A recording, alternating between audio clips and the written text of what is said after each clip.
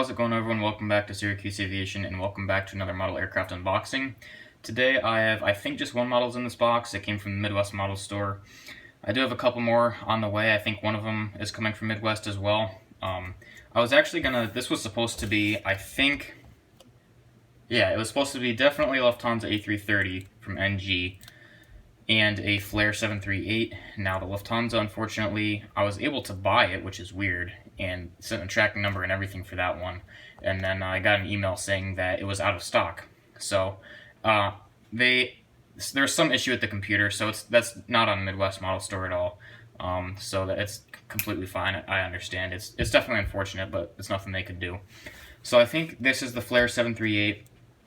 But because I didn't get the Lufthansa, I did opt to get a Continental Retro 739 from NG.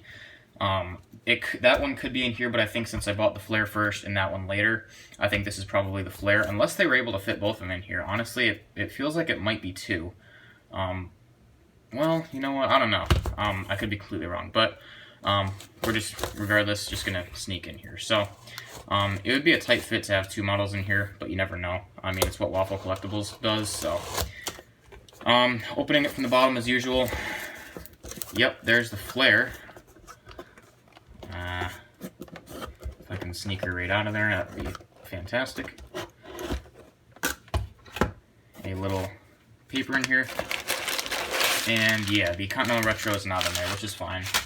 I didn't know, to be honest.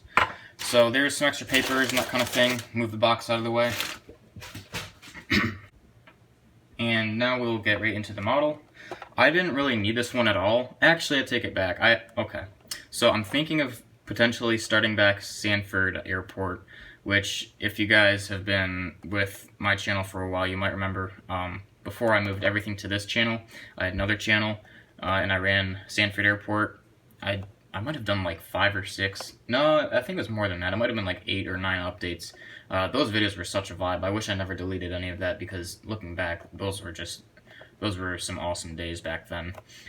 It'd be like a time capsule, but I still have the airport and everything. All I really need to do is build a new concourse, and I could get a couple more Allegiants, and I'll be completely fine pretty much. Aside from, I think, a swoop that I might need. But I'm thinking about starting Sanford again, now that they're starting to get more variety of airlines. But we'll have to wait and see. I'm not completely sure yet. So this could be useful at Sanford if I decide to do that. If not, I'll probably keep it anyway, just because I think it's a really nice livery, and I can definitely use it at Cedar Creek. So yeah, this box is really, I think it's really nice. NG, as you guys probably know, always does a really nice job with their boxes. So we'll just do a quick little spin here, kind of show off what it has to offer, and looking good. Doesn't sound broken.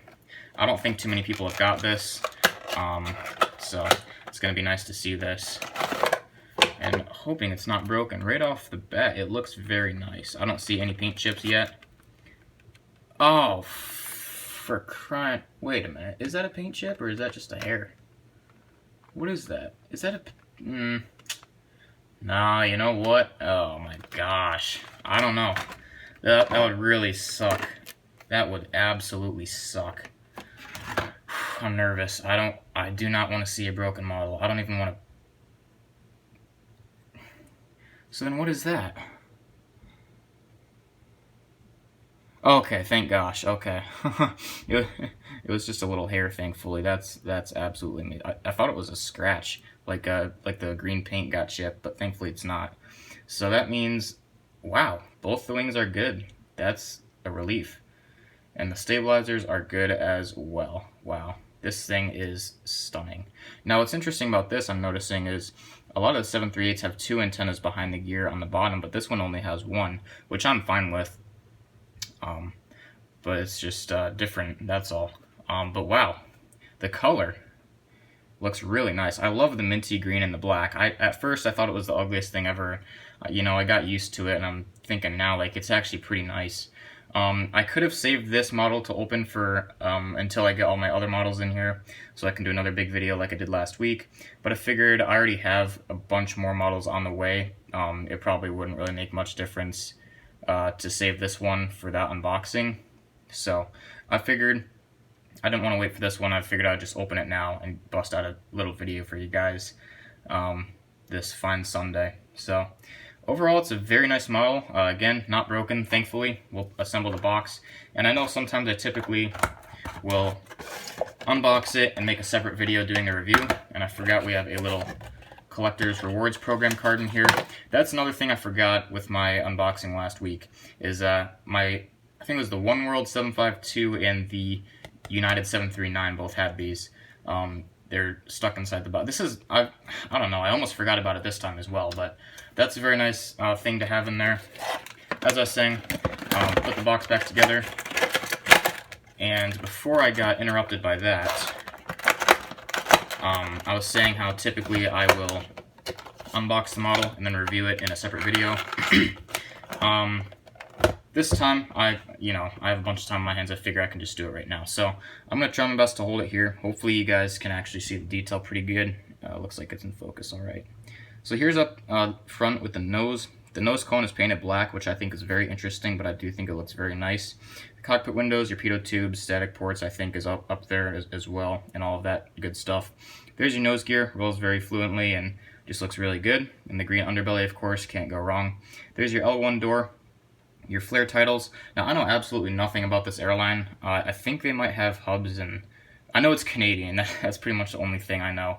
And I was about to list what I thought they had hubs in, but I don't want to risk it. So there's your Flair titles with the giant black circle. I still don't know what that is supposed to resemble, so if you guys know, feel free to let me know in the comments. I'd appreciate it.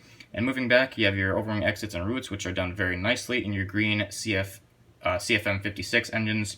They look absolutely gorgeous as well. I'm really liking this model. This is something else. I was honestly thinking it may come broken, but I guess the quality control on this one's been really good. There's the underside of the wing, which has the registration, which is Charlie-Foxtrot Lima Alpha. Your blended winglets, which are painted green on both the outside and the inside. They look very neat. I know sometimes NG does have a little bit of issues getting the paint neat and tidy on these winglets, which I can understand. It's such a small surface, but when they do come nice, it's a treat. So continuing back here, we have more windows. Again, there's the registration. Once more, Charlie-Foxtrot Lima Alpha. Then your L2 door back here, your horizontal and vertical stabilizers. With the Flair titles on that black tail, just looks gorgeous to me. I missed the Canadian flag, but there it is. If I can get my camera to focus, you guys can hopefully see that right to the left of the L2 door. Again, your horizontal stabilizers looking really good. No real wing flex or pieces that are higher than the others and tilted, wonky, and all that. Your tail scraper, I think that is, or whatever it's used for, I don't really know. There's two antennas on top. And your red antennas on the bottom, which I think looks really cool. Moving to the right-hand side of the aircraft, you have a baggage door on the back by that green underbelly, looking really good, below the registration. And then there's one up front below that black Flair dot. Hoping my camera is going to cooperate for you guys. That looks a little bit better. I think it's been pretty in focus this whole time, so that's pretty good. Your R1 door in the back, which is identical to the L1, that's the R2 door, excuse me. So the doors on this are the same as the other side, if I'm not mistaken. They may be a little bit, I think they're a little bit smaller on the right, at least for the R1 door. So yeah, overall, this is a really nice model. I'm very glad to have it. Missed the underside again. There's a beacon light on top, and that's pretty much it. Here's the underside with your main gear doors. Again, there's those red antennas.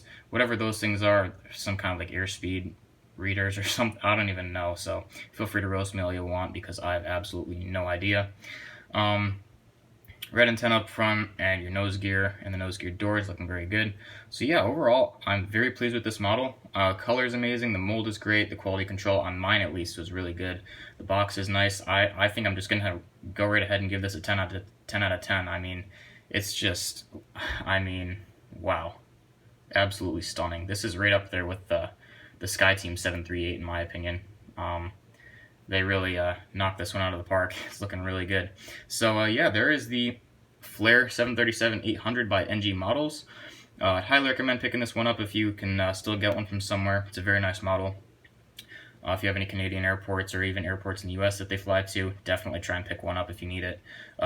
Even if you don't need it, again, still a very nice addition to any collection. Highly recommend it. So that'll do it for this unboxing and review. I hope you guys enjoyed it. If you did, please consider liking the video and subscribing to the channel. If you have any questions or comments, just go ahead and comment below. Thanks for watching, and I'll see you in the next video.